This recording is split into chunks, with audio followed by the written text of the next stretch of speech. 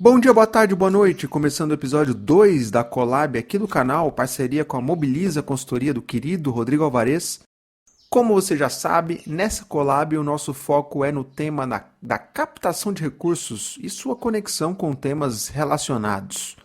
E nesse episódio número 2 a gente joga luz e reflete sobre a aposta no desenvolvimento institucional como um tema que tem emergido aí no setor e trazendo boas perspectivas e um montão de aprendizados para todos nós.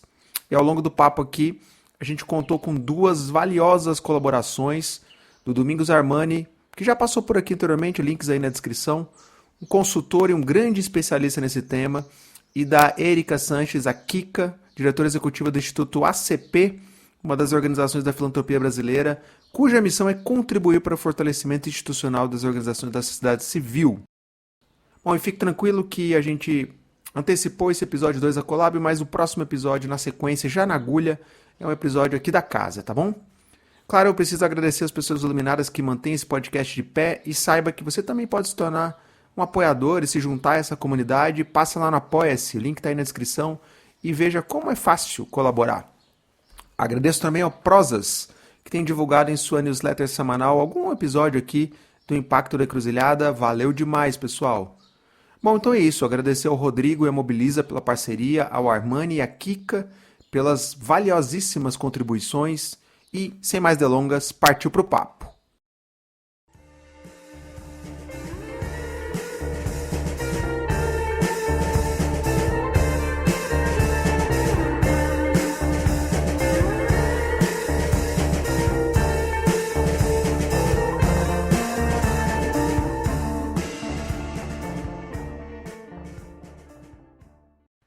Grande Rodrigo, tudo bem? Seja bem-vindo aí novamente para o nosso episódio 2 da nossa collab.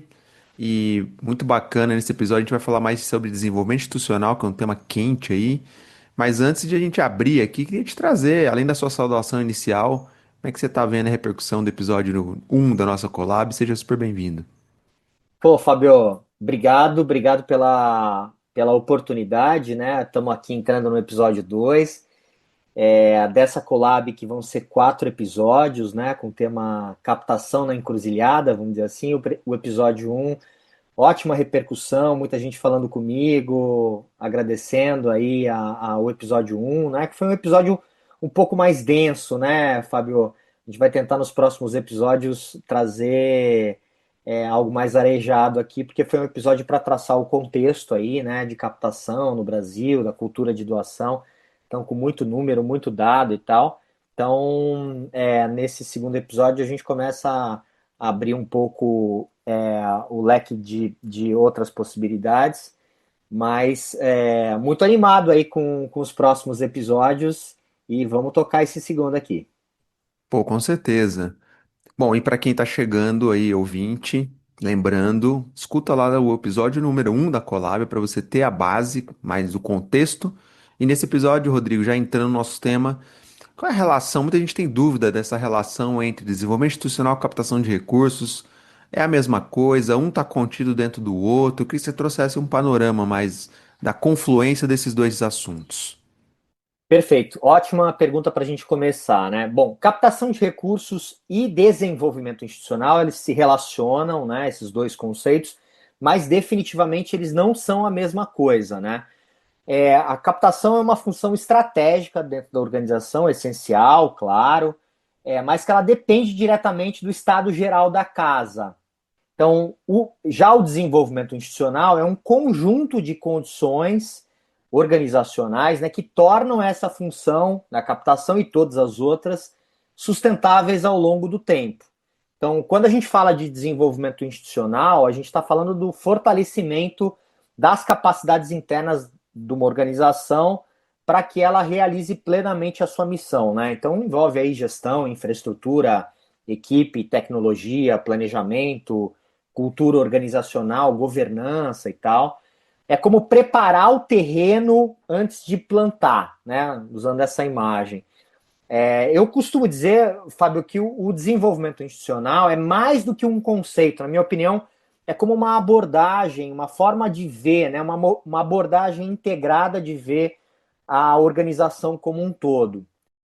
a imagem que eu uso é assim, como na medicina integrativa, né? Que olha o ser humano na sua totalidade. O DI convida a gente a olhar para a organização de forma sistêmica, com todas as suas partes interligadas, né? Uma outra imagem que a gente usa muito na Mobiliza, Fábio, é do iceberg, né? Que é aquela imagem, o iceberg a gente sabe tem uma parte do iceberg que está para fora do mar, vamos dizer assim, que é visível, e uma grande parte, 70% do iceberg, ele é invisível, ele está para baixo da linha do mar, né? Então, na parte, se a gente fosse comparar, né, essa imagem do iceberg com a sustentabilidade organizacional, a parte visível que está acima da linha da água são os recursos, né, a captação de recursos, né, aquilo que aparece, as campanhas, os editais, os doadores, né, onde a maioria dos olhares se concentra. Mas o que sustenta esse topo está abaixo, submerso. E muitas vezes essa parte que está abaixo, ela é negligenciada, né? Ou até não é vista. Então, quais são essas partes que estão abaixo? Né? Logo abaixo, na minha opinião, vem as camadas dos relacionamentos, né? A capacidade que essa organização tem de se comunicar bem, de construir confiança com a sociedade, de entender quem são seus públicos, se relacionar com esses públicos, sempre com transparência e coerência. E lá na base, no fundo do mar, né, o que traz sustentação para tudo isso é a identidade institucional, né, a clareza da missão, os objetivos, o público que ele quer impactar e a coerência entre o que se faz e o que se comunica. Então, sem essa base aí de identidade institucional e de relacionamentos, qualquer estratégia de captação fica frágil. Ela fica desconectada e, no fundo, insustentável. Então, a relação, voltando, né, à tua pergunta, a relação entre captação e desenvolvimento institucional é direta. Quanto mais sólida essa base institucional, mais consistente e estratégica vai ser a captação. Agora, quando essa base está frágil, a captação vira um esforço heróico, aí, exaustivo, né? Então, às vezes, quando a captação não está funcionando, Fábio, mais captação não é a resposta. A resposta está em fortalecer essa base.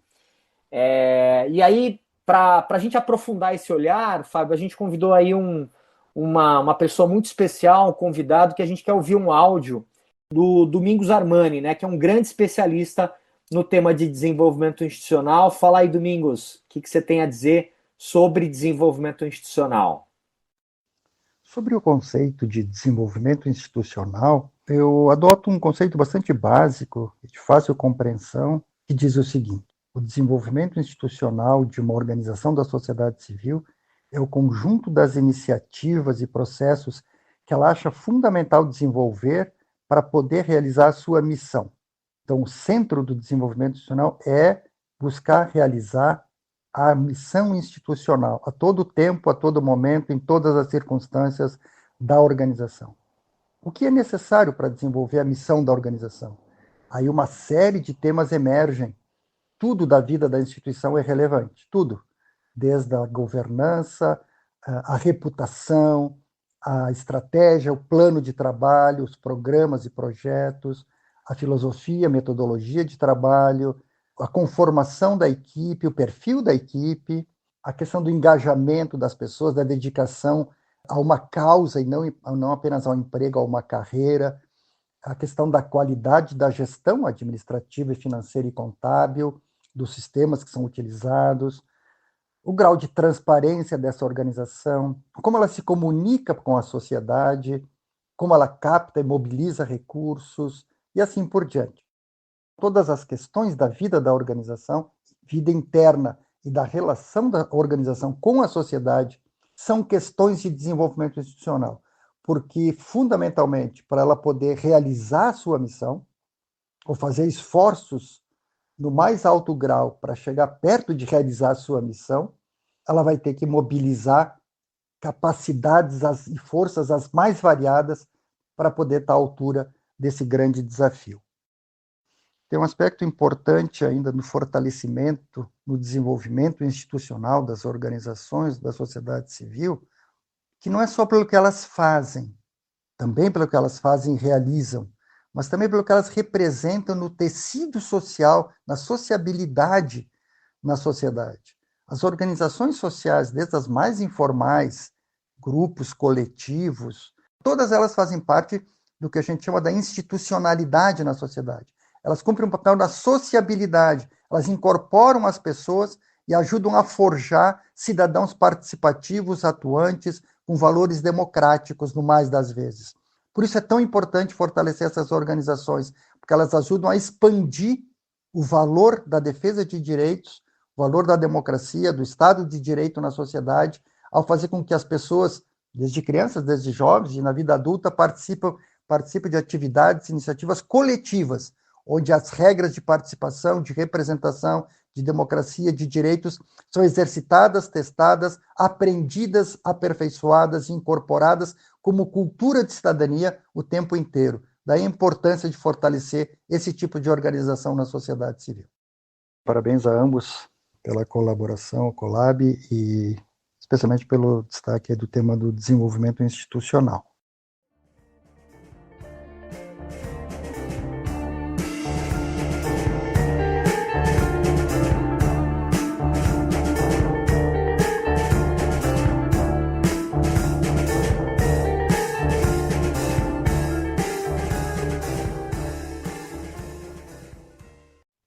Pô, muito legal, Rodrigo, e ouvindo também a fala aqui do Armani, excelente. Aliás, o Armani já passou por aqui alguns episódios, link na descrição aí para quem quiser ouvir depois. E muito legal o Armani, vou pincelar dois pontos que ele traz no conceito dele aqui, que é um ponto que é os serviços que as organizações entregam como desenvolvimento institucional, né, o da porta para fora, e a parte do que elas representam em termos de tecido social, de cidadania. Achei muito interessante isso que ele traz. Não à toa a gente o convidou aqui para abrilhantar aqui o nosso debate, excelente. Agora, Rodrigo, a gente viu um pouco da conceituação, né? Desenvolvimento institucional na confluência com a captação. Agora, olhando um pouco mais do lado dos investidores, né, dos financiadores, a gente tem visto que esse tema tem ganhado mais terreno, mas ainda não é um tema que todos os financiadores alocam recursos. Está mudando ainda devagarzinho.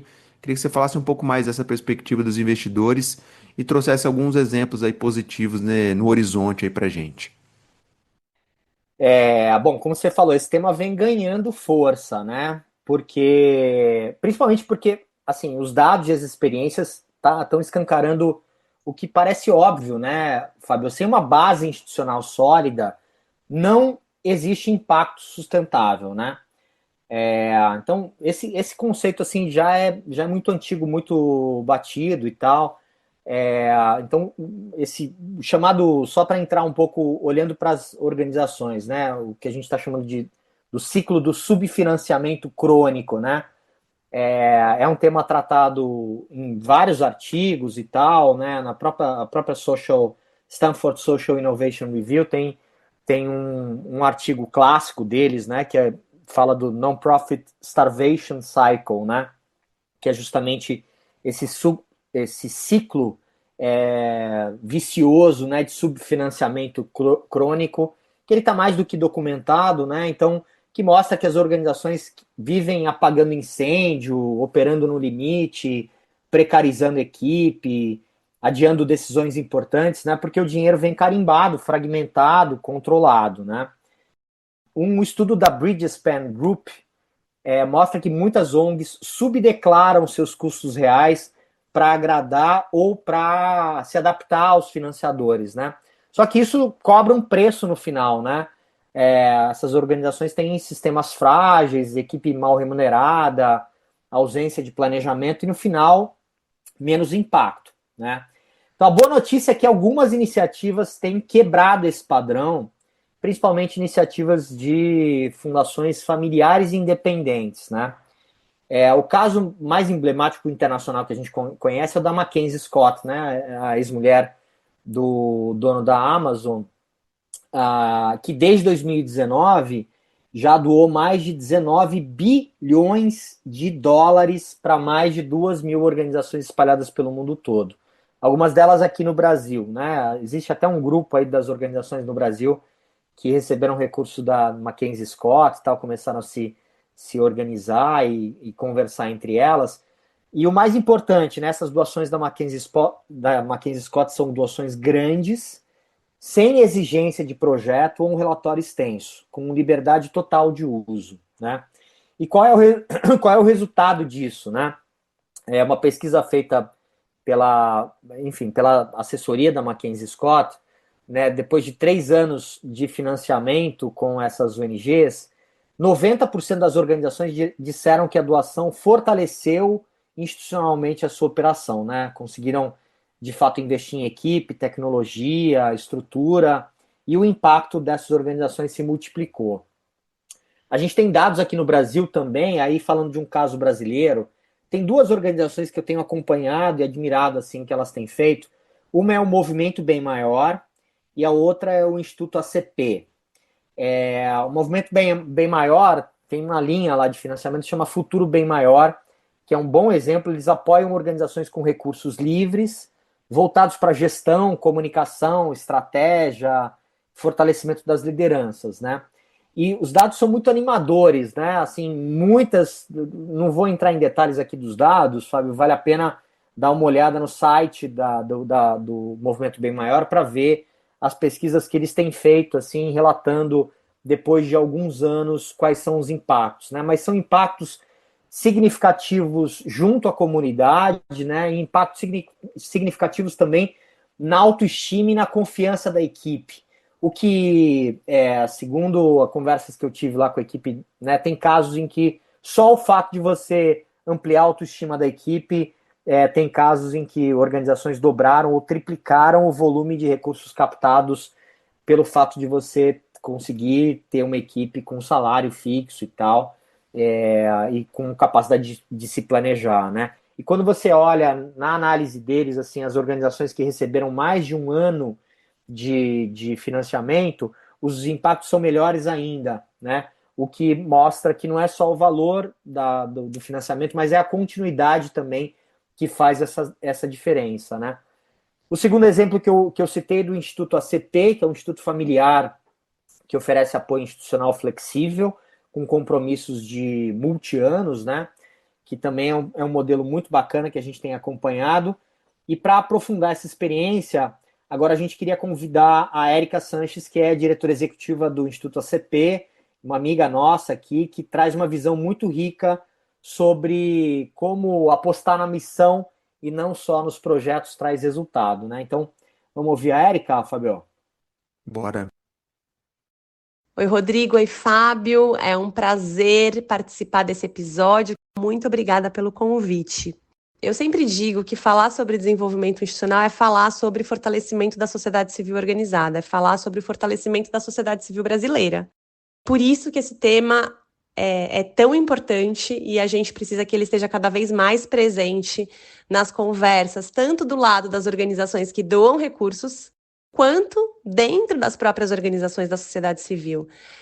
O que eu aprendi ao longo desses quase 5 anos à frente do Instituto ACP, somando isso à minha trajetória anterior na filantropia, é que sim, a gente tem um problema na forma como se doa, né? Na forma como se faz filantropia institucional no Brasil, né? As grandes organizações, os grandes institutos e fundações, quando doam para a sociedade civil organizada, muitas vezes priorizam projetos, a doação para projeto, porque a gente tem aquela ilusão de que quando a gente está doando para um projeto, a nossa doação é mais concreta, de que o resultado é mais evidente, de que a gente vai ter mais impacto. Mas o que a gente tem visto, né, e acho que na pandemia, enfim, tal como as doações chegaram nas organizações, o que aconteceu com as organizações na pandemia, ficou muito evidente de que isso é uma ilusão. E aí o que eu fui aprendendo também é que, por essa lógica de captação por projeto, né, e porque a sociedade civil tem tantas urgências, as organizações têm tantas prioridades, tantas urgências, desenvolvimento institucional também não é algo que está na cultura, na forma como a gente faz a gestão das organizações. Então, também existe uma necessidade da gente tornar o nosso fazer desenvolvimento institucional dentro da sociedade civil algo muito mais consciente do que ele é hoje. E é curioso porque na captação esses temas se encontram, né? Então, muitas vezes as organizações falam, não, eu não faço mais desenvolvimento institucional porque eu não consigo captar para o desenvolvimento institucional. Mas quando as organizações vêm, por exemplo, se apresentar para mim, né, como representante de uma organização financiadora, doadora, muitas vezes elas começam se explicando a partir do seu projeto, né? Então, eu trabalho numa organização, eu criei uma organização que tem um projeto, e esse projeto faz isso, né? E aí eu comecei a perceber, né, e comecei a falar, bom, se você quer captar para desenvolvimento institucional, você não pode vir me contar o seu projeto, porque se você me contar o seu projeto, eu vou te dar dinheiro para o seu projeto. Para você captar para o seu desenvolvimento institucional, você vai ter que me contar da sua organização, da sua missão, da sua estratégia. E aí, nesse diálogo entre organizações que captam e organizações que doam, ele precisa mudar também, né? Então, acho que a gente tem um trabalho a fazer dos dois lados, né? Quem tá doando, mas também quem está captando recurso, para que a gente torne desenvolvimento institucional, doar para desenvolvimento institucional e ter recursos para desenvolvimento institucional, algo muito mais natural e naturalizado do que é hoje, né? Hoje, em geral, quando eu apresento o Instituto ACP para uma organização, ela fala, nossa, isso existe, vocês existem, tem alguém fazendo isso, tem alguém interessado, né, em doar, em saber sobre os meus desafios institucionais, e a gente teria que ter isso muito mais naturalizado no setor, né?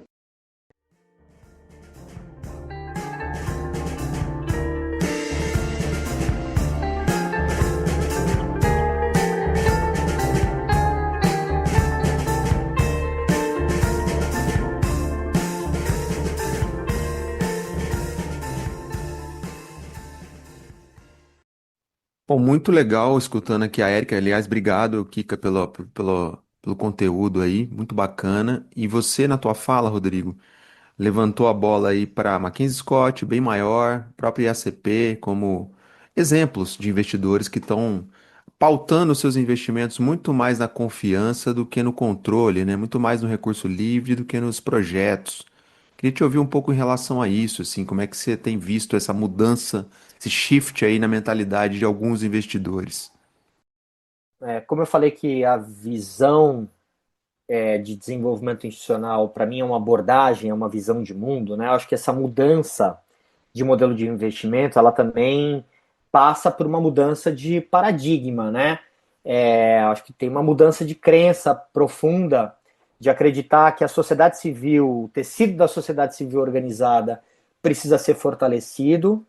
E a gente sabe, assim, a filantropia tradicional, ela foi guiada por muito tempo por uma lógica de comando e controle, né? Que é baseada na ideia de que o financiador sabe mais do que a organização que está na ponta.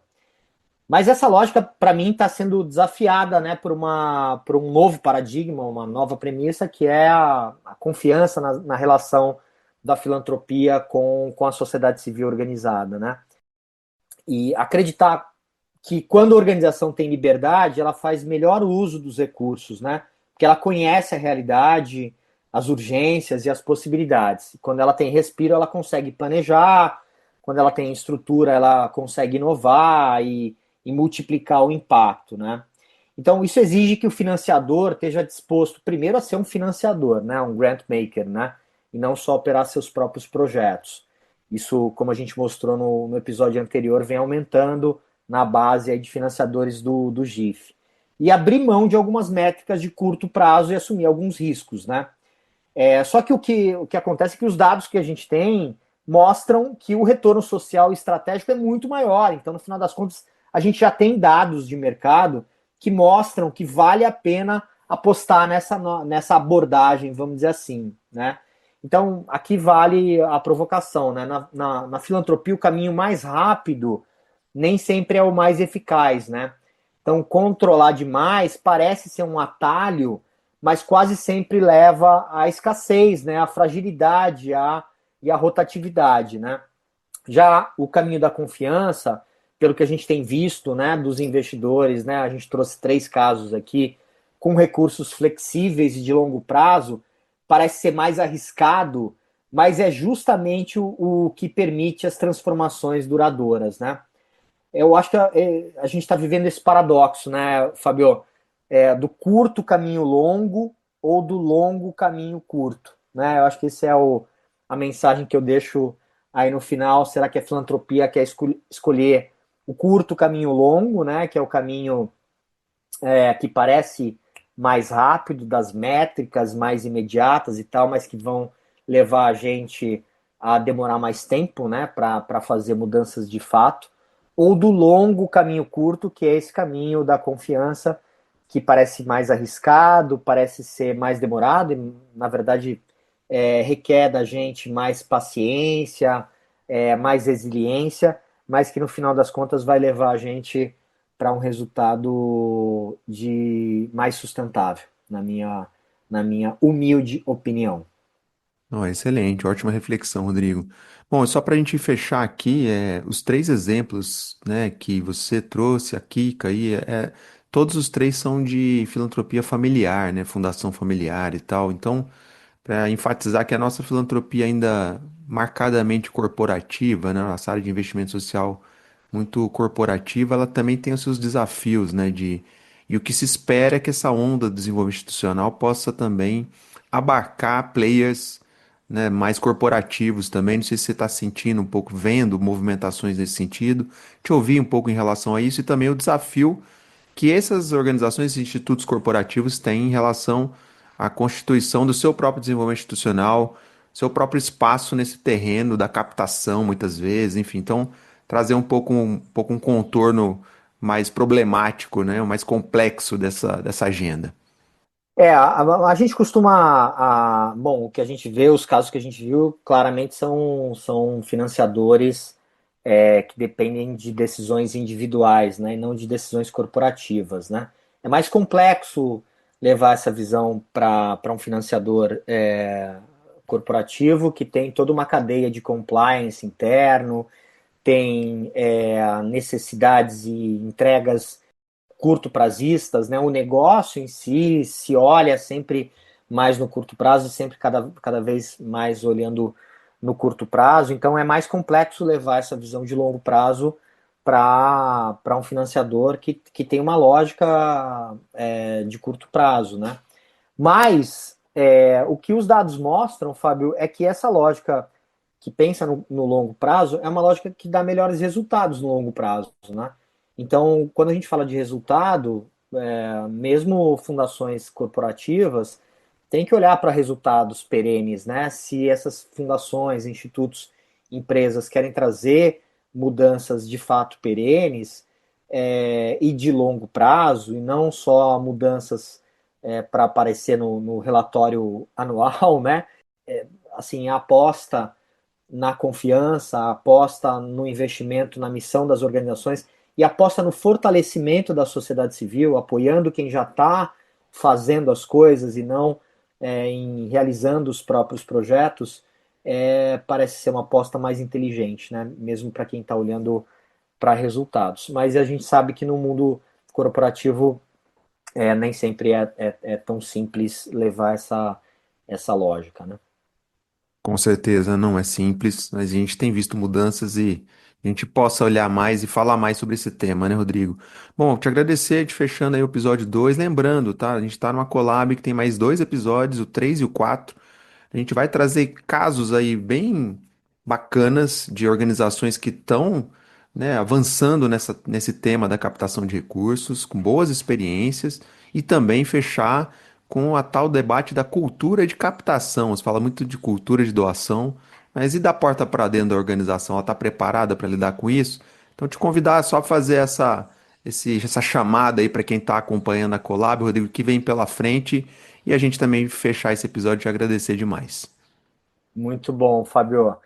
Muita coisa bacana aí vem pela frente. É muito legal porque a gente também tá gravando os episódios na medida em que os episódios vão acontecendo, né? A gente fez um planejamento, mas está deixando também a gente esperar repercutir os episódios para a gente ir ajustando, né, os próximos episódios. Então é muito legal se nas redes sociais vocês puderem reagir aí, como é que esse primeiro episódio, esse segundo agora estão repercutindo para vocês, né? Enfim, só fazendo o fechamento, né, desse segundo episódio, né, no primeiro episódio a gente mapeou os desafios e as encruzilhadas, né, na captação de recursos nesse momento. Esse segundo episódio é quase um respiro, né, Fabio? porque ele mostrou que a gente tem caminhos possíveis, né, que são mais ousados, mais honestos, na minha opinião, e mais conectados com o que as organizações realmente precisam, né? E para mim, desenvolvimento institucional não é um luxo, né? É um pré-requisito para que a missão da sociedade civil organizada não seja só bem intencionada, mas seja realmente transformadora, né? E talvez nesse momento de tantas incertezas, apostar nisso com coragem seja o gesto mais estratégico que a filantropia pode ter. Então, essa é a mensagem final que eu deixo aí para gente. Valeu, Fábio. Obrigado por mais esse episódio.